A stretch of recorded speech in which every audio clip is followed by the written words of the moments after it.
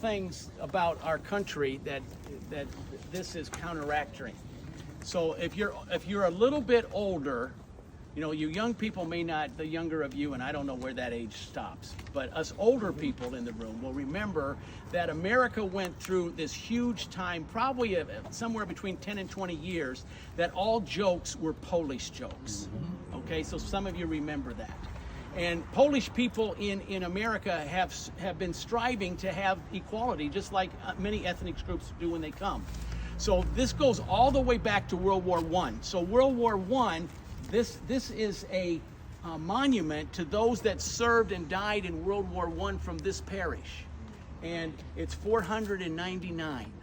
So that they erected that, say they were proud that they served in the military in World War I and that they died for their country. This is their country.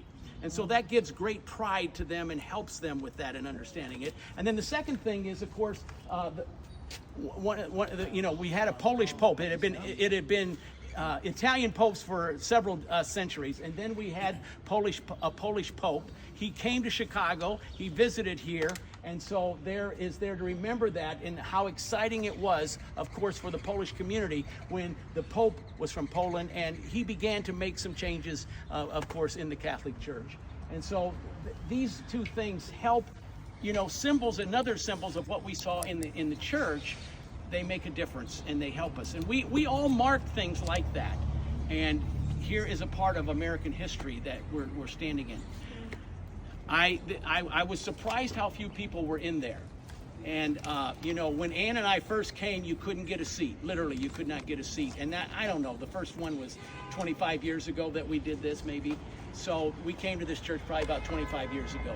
The other thing about this church is on Easter Sunday, and I've actually come to do this, but on Easter Sunday, at 6 a.m. they have a mass. And it's the people, this street, all the way down is full of people. I mean, literally hundreds, if not thousands of people are out here. And the doors, the church symbolizes the tomb.